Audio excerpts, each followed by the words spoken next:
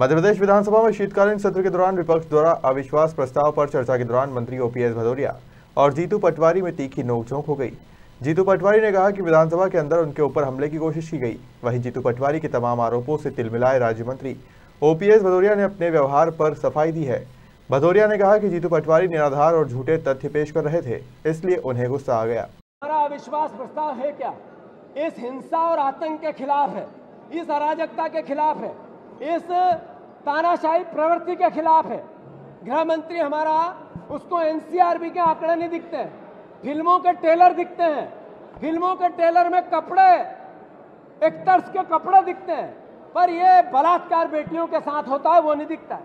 ये जब बात मैंने कही तो ओपीएस भदौरिया उसी सरकार का मंत्री है, पूरा मंत्रिमंडल बैठा था, उसने मुझ पर हमला करने की कोशिश की, दूर था, कर नहीं पाया, पर मुझे उससे कोई गिला शिकवा नहीं है।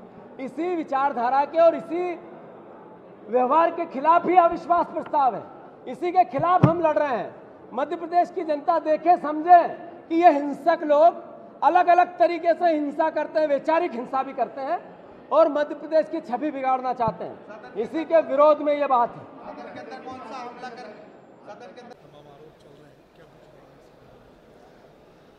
मैं बड़े खेद के साथ मुझे ये बात कहना पड़ रही है कि जब अविश्वास प्रस्ताव पर हमारे सम्मानित विधायक जीतू पटवारी जी बोल रहे थे, सारी बातें उनकी गैर तथ्यात्मक और अप्रमाणित हैं।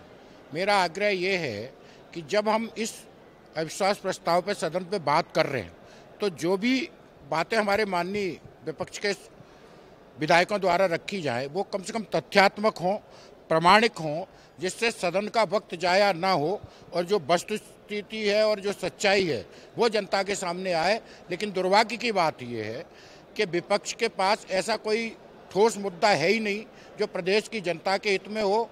मध्य प्रदेश के हमारे मंत्रिमंडल को या मैं उनके जो अच्छे सुझाव आते हैं उनका भी स्वागत करूंगा, पर दुर्भाग्य की बात यह है कि इस अविश्वास प्रस्ताव की आड़ में वो सदन का कीमती वक्त जाया कर रहे हैं, विधानसभा को गुमराह करने की कोशिश कर रहे हैं। ये दुर्भाग्यपूर्ण है और इस तरह की कार्रवाई पूरी तरह से अवैधानिक है और एक तरह से संसदीय मर्यादा के विरुद्ध है।